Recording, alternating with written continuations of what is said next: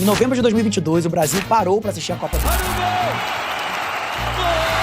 E até aqui, nenhuma novidade. A gente, a cada 4 anos, já sabe, o país desacelera, as ruas ficam vazias e milhões de olhos grudam na tela. Mas em 2022, uma coisa diferente aconteceu e talvez você nem tenha percebido na hora. Enquanto a TV Globo transmitia jogos com a maior estrutura do planeta, caminhões de links, equipes de narradores consagrados, décadas de tradição, um cara transmitindo do quarto dele com uma câmera apontada para a própria cara, atingiu picos de audiência que fizeram os executivos da televisão suarem frio. A pergunta que todo mundo fez foi como o streaming aleatório virou a maior concorrência da TV aberta brasileira. Mas essa é a pergunta errada e talvez, só talvez, o erro que todo mundo cometeu a analisar esse fenômeno seja exatamente o que torna esse caso tão fascinante pra quem não entende nada de futebol. Eu sou Rômulo Salles e hoje a gente vai destrinchar a Cazé TV por um ângulo que quase ninguém explorou. Não como um fenômeno esportivo, não como a derrota da mídia tradicional, mas como a maior aula de economia criativa que o Brasil já protagonizou nos últimos anos. E pra entender isso, a gente precisa voltar um pouquinho no tempo. Primeiro, a gente precisa entender uma coisa muito importante. Casimiro Miguel não surgiu do nada na Copa de 2022. E tratar a história dele como se tivesse surgido do nada é perder a parte mais valiosa desse case inteiro. Casimiro era um jornalista esportivo formado que trabalhava na televisão,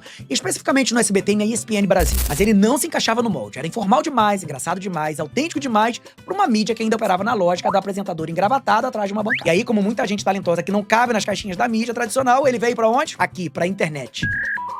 Na Twitch, ele começou fazendo o que parecia simples: reagir a vídeos, conversar com o chat e comentar futebol do jeito que a gente comenta em qualquer mesa de bar.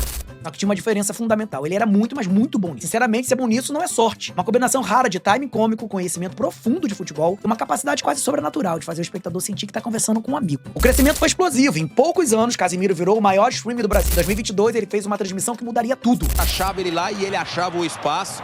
Tanto é que a jogada do pênalti foi uma jogada muito bem trabalhada. Agora, existe uma coisa muito interessante nisso tudo. Enquanto o Casimiro crescia no Twitch, existia uma empresa que ninguém conhecia, mas que estava prestando atenção em tudo. E aqui a história toma um rumo que a maioria das pessoas não conhece. Porque se você acha que a Cazé TV é o Casimiro com uma câmera no quarto, você entendeu o fenômeno pela metade. Exatamente essa metade que impede a maioria das pessoas de enxergar o que realmente aconteceu. A Live Mode é uma empresa brasileira fundada em 2017 por ex-executivos de mídia esportiva. Entre eles, sócios que trabalhavam décadas na Globo. Esses caras entendiam de direito de transmissão, de negociação com federações e infraestrutura de broadcast. Eles também entenderam uma coisa que a grande maioria das emissoras demoraram pra aceitar: o futuro da transmissão ao vivo já não estava mais nos canais de TV. Estavam nas plataformas digitais, e o melhor caminho pra chegar lá não era construir um canal tradicional, era se aliar a alguém que já tinha audiência. Em algum momento, entre 2020 e 2021, a Live Mode e o Casimiro se encontraram. Eles construíram juntos, foi uma operação que mistura 3 coisas que raramente andam juntas: audiência de internet, estrutura de broadcast profissional e a inteligência de distribuição digital. A Cazé TV não foi um acidente, ela foi uma aposta de mercado milimetricamente calculada. E talvez o mais genial disso tudo seja algo que quase ninguém comenta. A Cazé TV nunca tentou ser a Globo, ela nunca tentou ser profissional no sentido tradicional. Ela entendeu, e isso é muito, mas muito mais sofisticado, que o público não quer mais a linguagem da TV. O público quer a linguagem aqui, da internet. Só que fazer a linguagem da internet com qualidade de broadcast, com qualidade de TV,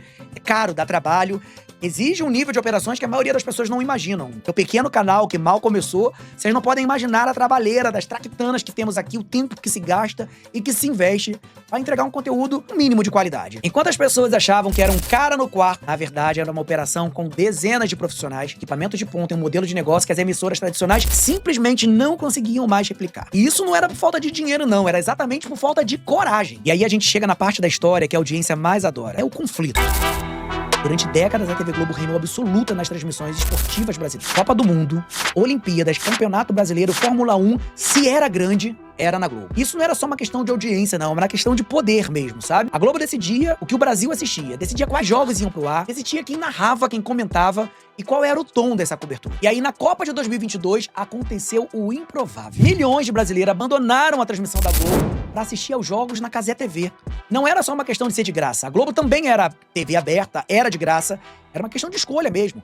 As pessoas escolheram a linguagem aqui da internet, escolheram a informalidade, escolheram a sensação de estar vendo o jogo com os amigos, ao invés de estar assistindo um programa na televisão. E isso doeu. A Globo não perdeu porque fez algo errado. A Globo perdeu porque continuou fazendo exatamente o que sempre funcionou, o que sempre deu certo, sem perceber que tinha algo no mundo que tinha mudado. Enquanto a Globo apostava na fórmula que dominou por 50 anos, a Cazé TV apostava em algo completamente diferente: o sentimento de comunidade. E aí a guerra escalou. Em 2023, Paulistão, depois Champions, depois Olimpíadas, e aí chegamos agora em 2026 e o que aconteceu é histórico. Pela primeira vez na história, a Globo não é emissora oficial da Copa do Mundo do Brasil. A Cazé TV comprou o direito de transmissão de todos os 104 jogos, sim, todos, de forma gratuita. Ela exibe isso. A Globo ficou com 55. pouco mais do que metade. E eu preciso que você pare para pensar um segundo no que isso significa. A maior emissora do país, com décadas de hegemonia, com a maior estrutura de broadcast do hemisfério sul, e superada por um canal de YouTube que nasceu de uma live no Twitch. Também, ele gosta de novela, ele gosta de Ivete Sangalo. A Globo tá passando um monte de novela. Tá passando jogo, tem que passar novela.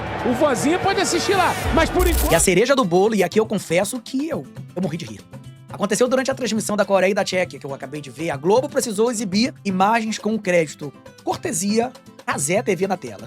Deixa eu repetir isso pra você. A TV Globo, a mesma que durante 50 anos foi sinônimo de Copa do Mundo no Brasil, dona da coisa toda, colocou na tela cortesia Cazé TV. E se isso não é a imagem mais simbólica da virada de jogo que a economia criativa brasileira viveu nos últimos anos, eu confesso que eu nem sei mais o que é. Mas talvez a parte mais interessante desse caso não seja o que ele diz exatamente sobre futebol, seja o que ele diz sobre o futuro da indústria criativa inteira. A Cazé TV provou uma coisa que parecia impossível há 5 anos atrás. Criador de conteúdo com a estrutura certa pode competir de igual para igual com conglomerados de mídia centenários. E se isso funcionou no futebol, o conteúdo mais caro e mais regulado do planeta, que impede de funcionar com qualquer outra área. Durante décadas, o acesso ao grande público foi controlado por um número muito pequeno de empresas. Eram elas que decidiam que eu e você ia assistir, quando assistir e como assistir. A internet só mudou a superfície. Os grandes grupos continuaram dominando, só que agora eles também tinham um canal no YouTube. Mas o que a Cazé TV fez foi diferente, ela furou a bolha de verdade. E não foi só furar a bolha, foi virar o jogo ao ponto de a gigante precisar pedir licença pra transmitir a imagem. E agora a pergunta muda, não é mais será se a Cazé TV vai continuar crescendo aqui na internet?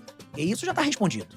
A pergunta é quem vai ser o próximo, porque se o modelo Live Mode mais Cazé TV funciona pro futebol, ele também pode funcionar pro cinema, pra música, pro teatro, pro jornalismo, pra educação. Se você é um criador de conteúdo, um produtor cultural ou um empreendedor criativo, você precisa entender que o que aconteceu ali pode não ter sido somente uma exceção, e sim um aviso. E sinceramente, a pergunta que fica já não é mais sobre futebol. Também não é sobre o Casemiro e nem tão pouco sobre a Globo. A pergunta que fica é o que você vai fazer com essa informação. O Brasil é um dos países mais criativos do mundo, a gente tem talento, a gente tem história, a gente tem cultura, mas a gente também tem uma concentração de mídia que durante décadas decidiu o que era relevante e o que não era. A Cazé TV fez foi mostrar que esse castelo tem paredes de papel. Agora eu quero saber de você, mas dessa vez as perguntas são pessoais mesmo. Me conta aqui embaixo onde você assistiu a Copa de 2022. Foi na TV tradicional ou você já tinha experimentado a Cazé TV aqui no YouTube? E agora, na Copa de 2026, você ainda é um telespectador conservador que assiste na TV Globo ou tá com a Cazé TV? Ou é aquele que faz um rodízio? Uma hora assiste o jogo na Globo, outra na Cazé TV, cada um numa plataforma?